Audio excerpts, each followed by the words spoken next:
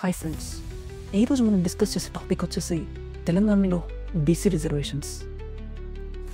Before starting the video ఒకసారి like చేయండి so that maximum number of పీపుల్కి reach అవుతుంది. టాపిక్లోకి వెళ్తే, తెలంగాణ రాష్ట్రం ఏర్పడ్డాక కేసీఆర్ నేతృత్వంలోని ప్రభుత్వం 2014 నుండి 2023 వరకు అధికారంలో ఉంది. ఈ 9 నెలల్లో బీసీలకు నిజమైన న్యాయం జరగలేదు. బీసీలో రాష్ట్ర జనాభాలో సుమారు 50% వరకు ఉన్నప్పటికీ పాలనా వ్యవస్థలో వారి ప్రాతినిధ్యం పరిమితంగానే ఉంది. టీఆర్ఎస్ పాలనలో మంత్రివర్గ స్థాయిలో బీసీ నేతలు తక్కువ సంఖ్యలో ఉన్నారు. ముఖ్యమైన శాఖలు, నిర్ణయాత్మక హోదాలు బీసీ నేతలకు దక్కలేదు. ముఖ్యమంత్రి స్థాయిలోనూ, గవర్నర్, ముఖ్య కార్యదర్శి లాంటి అత్యున్నత స్థానాల్లోనూ బీసీలకు అవకాశాలు కల్పించలేదు. 2014లో ఏర్పడిన మొదటి క్యాబినెట్లో బీసీలకు ప్రాధాన్యత తక్కువగా ఉండటం విమర్శలకు దారితీసింది. బీఆర్ఎస్ పార్టీ పదవిలో ఉన్న దశాబ్ద కాలంలో మంత్రివర్గంలో బీసీలకు కేవలం 2 లేదా 3 పదవులే ఇచ్చారు. ఆ పదవులు ప్రాధాన్యత లేని శాఖలు. ఇతర సామాజిక వర్గాలకు ముఖ్యమైన శాఖలు దక్కుతుంటే బీసీలకు మాత్రం పౌర సరఫరాలు, సహకార శాఖలు, గిరిజన సంక్షేమం లాంటి శాఖలతో సరిపెట్టారు. విద్య, మౌలిక సదుపాయాలు, ఆర్థిక శాఖ, హోం, మహానగరాభివృద్ధి వంటి కీలక శాఖలు మాత్రం ఎప్పుడూ బీసీలకు దక్కలేదు. ఇది ఆ పార్టీ నాయకత్వం బీసీలను నిజంగా సమాన హక్కుతో గౌరవిస్తుందనే భావనకు విరుద్ధంగా ఉంది. ఒకవేళ ఆ పార్టీ బీసీలను తమ శక్తిగా భావిస్తే పాలనలో వారిని శక్తివంతంగా ఎందుకు నిలబెట్టలేదు? పాలకవర్గంలో అంటే అడ్మినిస్ట్రేషన్లో భాగస్వామ్యం కల్పించకుండా కేవలం సంఘాల్లో ప్రసంగాలు చేయడం, బీసీ సభ పెట్టడం మాత్రమే చేయడం వారి పట్ల నిజమైన గౌరవం కాకుండా ఓట్ల కోసమే చేసిన వంచనగా చెప్పవచ్చు. ఇంతేకాదు, బీసీ మంత్రులు నిర్ణయాలను అధికార యంత్రాంగం, ముఖ్యమంత్రి కార్యాలయం పట్టించుకోకపోవడం వల్ల వాళ్ళు తీసుకునే నిర్ణయాలకు వాల్యూ లేకుండా పోయింది. బీసీ మంత్రుల గొంతును అసలే వినిపించకుండా చేసి వారిని ప్రభుత్వంలో మైనారిటీలా మార్చేశారు. ఈ విధమైన పాలన బీసీలలో అసంతృప్తిని పెంచింది. పైగా బీసీ యువతకు ప్రతినిధులు లేని పాలన వల్ల వారి అభ్యున్నతికి మార్గాలు కంప్లీట్గా క్లోజ్ అయిపోయాయి. ఓటు వేయించే వరకు బీసీ అంటూ మాట్లాడే పార్టీ అధికారంలోకి వచ్చాక బీసీలను గుర్తించకపోవడం నిజంగా ఆవేదన కలిగించే విషయం. 2018లో రెండోసారి అధికారంలోకి వచ్చిన తర్వాత కూడా కేసీఆర్ కొన్ని నెలల పాటు ఒంటరిగా పాలన సాధించారు. ఆ తర్వాత వచ్చిన క్యాబినెట్లో బీసీలకు అధిక స్థానం ఇవ్వలేదని బీసీ సంఘాలు ఆవేదన వ్యక్తం చేశాయి. బీసీ మహిళలు మంత్రి పదవులు పొందిన దాఖలాలు లేవు. బీసీల సమస్యలు, సవాళ్లను అధ్యయనం చేయడంలో బీసీ కమిషన్ కీలకంగా ఉండాలి. అయితే టీఆర్ఎస్ ప్రభుత్వం దీనికి రాజ్యాంగ హోదా ఇవ్వలేదు. కమిషన్ రికమెండేషన్స్ ఇంప్లిమెంట్ చేయడంలో పూర్తిగా నిర్లక్ష్యం కనిపించింది. టీఆర్ఎస్ పార్టీ బీసీలకు 34% రిజర్వేషన్ కల్పిస్తామని ఎన్నికల ముందు హామీ ఇచ్చింది. అయితే 10 ఏళ్ల పాలనలో ఆ హామీని నెరవేర్చలేదు. బీసీ వర్గాలలో అంటే బీసీఏ, బీసీబీ, బీసీసీ, బీసీడీ తీవ్ర అసమానతలు ఉన్నప్పటికీ వాటిపై సమగ్ర అధ్యయనం జరగలేదు. స్థానిక సంస్థలలో, నియామకాలలో, విద్యారంగంలో రిజర్వేషన్ పరంగా స్పష్టత లేకపోవడంతో బీసీలకు అన్యాయం జరుగుతుంది. బీసీలకు ఉచిత విద్యా గౌరవం కల్పించడంలో కొన్ని పాజిటివ్ ప్రయత్నాలు టీఆర్ఎస్ ప్రభుత్వం చేసింది. ముఖ్యంగా గురుకుల పాఠశాలలు భారీగా పెంచారు.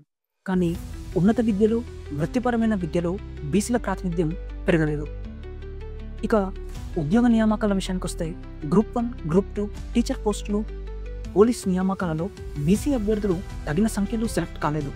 ఏ డేటా ఆధారంగా ఎంపికలు జరుగుతున్నాయన్న ప్రశ్న బీసీ సంఘాలను కలవరపెట్టింది.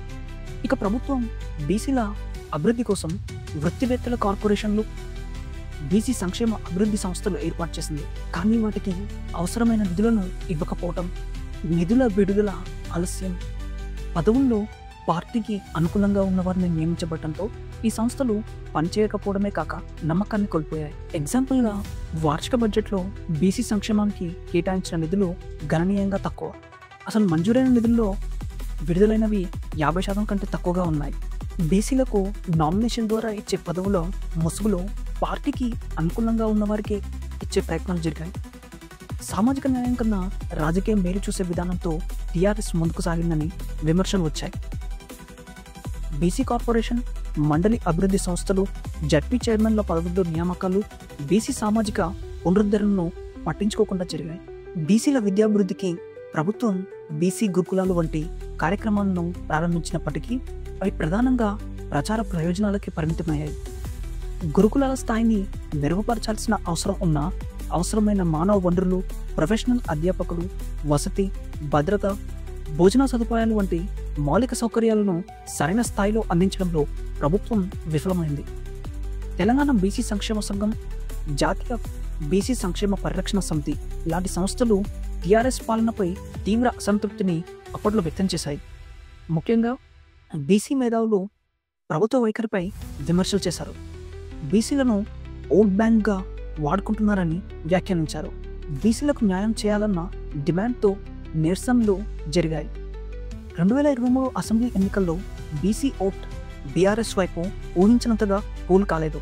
తెలంగాణలో బీసీలు అధికంగా ఉన్న నియోజకవర్గాల్లో బీఆర్ఎస్ ఓటింగ్ తక్కువగా నమోదవడం గమనార్హం.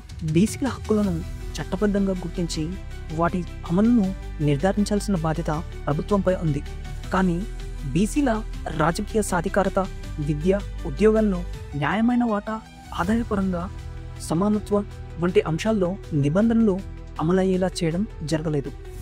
బీఆర్ఎస్ ప్రభుత్వం ప్రచారంలో బీసీలతో మిత్రుల్లా కనిపించిన పాలనా స్థాయిలో వారి సమస్యలను విస్మరించింది. ఇది బీసీలలో భద్రతాభావం కంటే అనుసంధానంలో భేదభావాన్ని పెంచింది. కళ్యాణ్ లక్ష్మి, షాదీ ముబారక్, రైతు బంధు వంటి పథకాలు వర్గాలకు అతీతంగా ఉన్న బీసీల ప్రత్యేక సమస్యలను పరిష్కరించలేకపోయాయి. గత 10 సంవత్సరాల్లో బీసీలకు ప్రతి సంవత్సరం 5,000 కోట్లు కేటాయిస్తామని చెప్పిన పాలకులు ఈ హామీని మర్చి వారిని పట్టించుకోకపోవడం తీవ్ర విమర్శలకు దారితీసింది. ఓట్ల సమయంలో బీసీలను ఆశ్చర్యపరిచే హామీలతో ఆకర్షించిన నాయకులు ఎన్నికలు ముగిసిన వెంటనే ఆ హామీలను మర్చిపోయారు. సంవత్సరానికి 5,000 కోట్లు అంటే 10 ఏళ్లలో 50,000 కోట్లు. కానీ వాస్తవంగా ఈ మొత్తానికి దాదాపుగా కూడా నిధులు విడుదల కాలేదు. తెలంగాణలో కాంగ్రెస్ ప్రభుత్వం అధికారంలోకి వచ్చి దాదాపు 16 నెలలు గడుస్తుంది. బీసీ యువతకు స్కిల్లింగ్, స్టార్టప్ ప్రోత్సాహకాలు, నూతన వృత్తి అవకాశాల దిశగా ఎలాంటి వేగవంతమైన చర్యలు కల్పించలేదు. బీసీ కార్పొరేషన్లకు నిధులను కేటాయించడంలోనూ ప్రభుత్వం చాలా వరకు మొండిగా వ్యవహరిస్తుంది.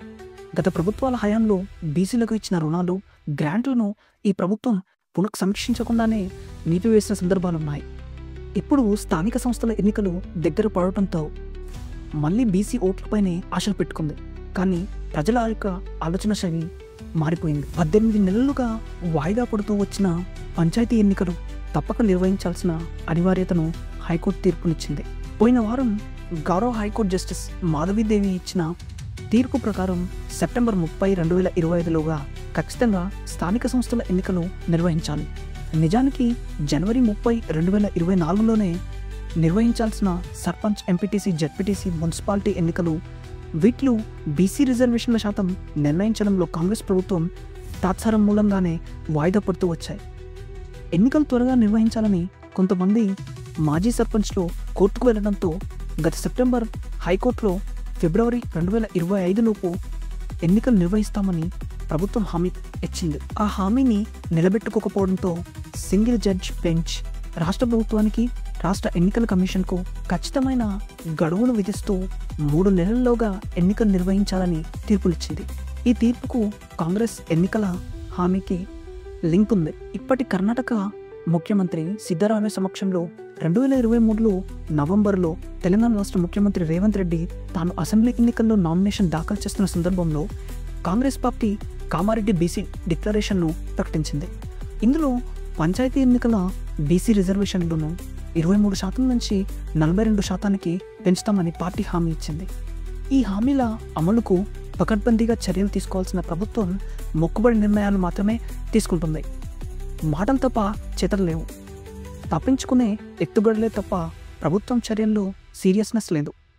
భారత రాజ్యాంగానికి చేసిన 73, 74 సవరణలు అంటే కాన్స్టిట్యూషన్ అమెండ్మెంట్స్ 1993 ద్వారా పంచాయతీ ఎన్నికల్లో ఎస్సీ ఎస్టీలకు రిజర్వేషన్లు అమల్లోకి వచ్చాయి. ఈ సవరణల్లో ఎక్కడా కూడా బీసీలకు రిజర్వేషన్లను తప్పనిసరి చేస్తూ చట్టం చేయలేదు. ఇటీవల అలహాబాద్ హైకోర్టు బీసీ రిజర్వేషన్లను లేకుండానే వచ్చే జనవరిలో ఉత్తరప్రదేశ్ స్థానిక సంస్థల ఎన్నికలు నిర్వహించాలని ఆదేశించింది. యూపీ ప్రభుత్వం బీసీ లెక్కల సేకరణలో చూపిన అలసత్వానికి కోర్టు విధించిన శిక్ష ఇది. అయితే సుప్రీంకోర్టు జోక్యం చేసుకోవడంతో తాత్కాలికంగా ఊరట లభించింది. ఇదంతా ఎందుకు చెప్పాల్సి వచ్చిందంటే చట్టరీత్యా బీసీలకు ఎలాంటి రక్షణ లేదు అని మరొకసారి గుర్తు చేసేందుకే. ఓబీసీ రిజర్వేషన్ల కల్పన కోసం ఆయా రాష్ట్రాల అసెంబ్లీలు తీర్మానం చేసుకోవచ్చని మాత్రం 243D అండ్ 243T ఈ రెండు ఆర్టికల్స్లో వెసులుబాటు కల్పించాయి. ఎస్సీ ఎస్టీల లెక్కలు సెన్సస్ చట్టం ప్రకారం సేకరించి క్రోడీకరించడంతో వారికి వారి జనాభా దామాషా మేరకు రిజర్వేషన్లు కల్పించేందుకు రాజ్యాంగపరంగా అవకాశం చిక్కింది. బీసీల లెక్కలు లేకపోవడంతో వారి రిజర్వేషన్లు అమలు కావడం సమస్యాత్మకం అయిపోయింది. రాష్ట్ర స్థాయిలో కొత్తగా సేకరించే సామాజిక, రాజకీయ, ఆర్థిక సర్వే డేటాను రాజకీయ ప్రయోజనాల కోసం వాడుకోకుండా అడ్డుకునేందుకు సుప్రీంకోర్టు కొన్ని నిబంధనలు ఏర్పాటు చేసింది.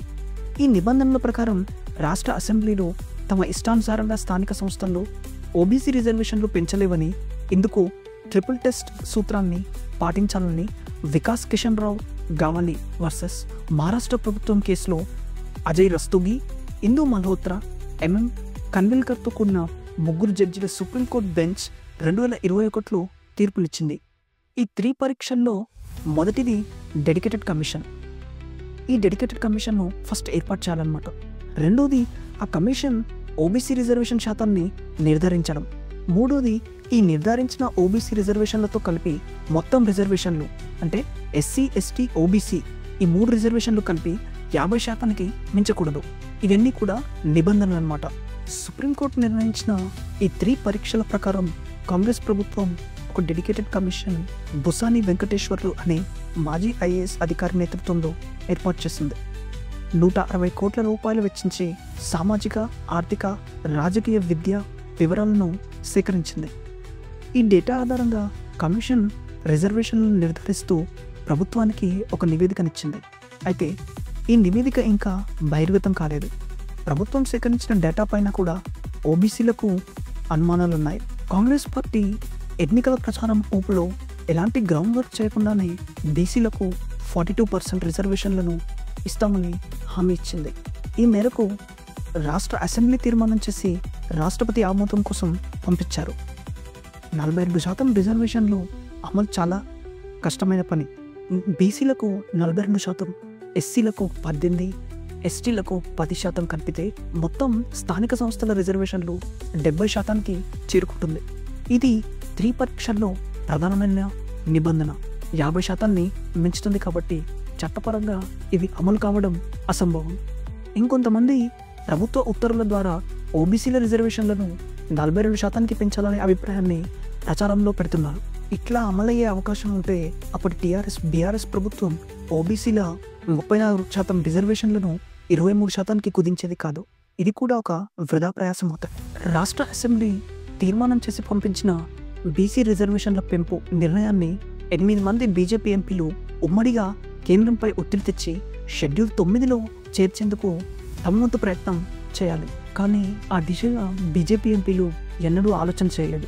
ఒకవేళ ఈ షెడ్యూల్ 9లో బీసీ రిజర్వేషన్లను ఉంచితే అప్పుడు సుప్రీంకోర్టు ఈ మ్యాటర్స్పై జ్యూరిస్డిక్షన్ చేయలేదు. స్థానిక సంస్థల్లో బీసీలకు ఇటీవలి కాలంలో అత్యధికంగా అన్యాయం చేసింది బీఆర్ఎస్, భారత రాష్ట్ర సమితి.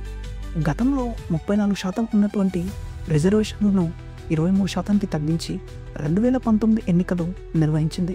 దీనివల్ల 12,769 గ్రామ పంచాయతీల్లో 5,817 ఎంపీటీసీ, 538 జడ్పీటీసీ, 120 మున్సిపాలిటీల్లో ఓబీసీలకు మొత్తంగా 11% అంటే దాదాపు 1,200 గ్రామ సర్పంచ్లు, ఆ మేరకు వార్డు మెంబర్లు, ఎంపీటీసీలు, జడ్పీటీసీలు, మున్సిపల్ చైర్మన్లు, కార్పొరేటర్ల సంఖ్య కూడా తగ్గింది. ఇప్పుడు ఈ 3 పార్టీలు మిగతా రాజకీయ పార్టీలను కలుపుకొని అఖిలపక్షంగా ఏర్పడి కేంద్ర ప్రభుత్వంపై ఒత్తిడి తీసుకొచ్చి షెడ్యూల్ 9లో తమిళనాడు మాదిరిగా బీసీ రిజర్వేషన్ల అంశాన్ని జోడించేందుకు తక్షణమే చర్యలు తీసుకోవాలి. ఇందుకు కాంగ్రెస్ పార్టీ నాయకత్వం వహించాలి. ఎప్పటికైనా రాష్ట్ర ఎంపీలందరూ ఐక్యంగా కేంద్రంపై ఒత్తిడి తీసుకురావాలి. అట్లా కాకుండా తాత్సారం చేసే రాజకీయ పార్టీల పరంగా 42% రిజర్వేషన్లు ప్రకటించాలనే ఒక అభిప్రాయాన్ని మెల్లగా కాంగ్రెస్ పార్టీ తెర మీద తీసుకొచ్చింది. దీనివల్ల బీసీలకు మరింత అన్యాయం జరుగుతుంది. ఎందుకంటే బీసీలు బలహీనంగా ఉన్న స్థానాల్లో అగ్రకుల సామాజిక వర్గాల వారిని పార్టీలకు అతీతంగా లోపాయికారిగా గెలిపించుకునేందుకు కుట్రలకు తెరతీస్తారు. రెడ్లు బలంగా ఉన్న స్థానంలో బీసీలకు సీట్లిచ్చి ఏ పార్టీ వారైనా తమ సొంత పార్టీ వారిని సైతం ఓడించేందుకు ఒప్పందాలు కుదుర్చుకుంటారు. చివరాఖరికి బీసీలకు సీట్లిస్తే గెలవలేరని నిర్ధారిస్తారు. ఇందుకు నిదర్శనం గత అసెంబ్లీ ఎన్నికల్లో బీసీలకు కాంగ్రెస్ పార్టీ ఖచ్చితంగా ఓడిపోయే ఓల్డ్ సిటీలో టికెట్ ఇచ్చింది. మేము టికెట్ ఇచ్చినా గెలవలేకపోయారు అని బీసీ యొక్క వాదాన్ని ఏమార్చే ప్రయత్నం చేశారు. ఫైనల్గా వీడియో కంప్లీట్ చేసే ముందు నా ఒపీనియన్ పర్సనల్గా అడిగితే బీసీ రైట్స్ కోసం ప్రత్యేకంగా ఒక చట్టాన్ని తీసుకురావాల్సిన అవసరం ఎంతైనా ఉంది. What are your views on this topic? Do let me know in the comment section. I'll see you in the next video. Until then, keep smiling. This is Bharat signing off.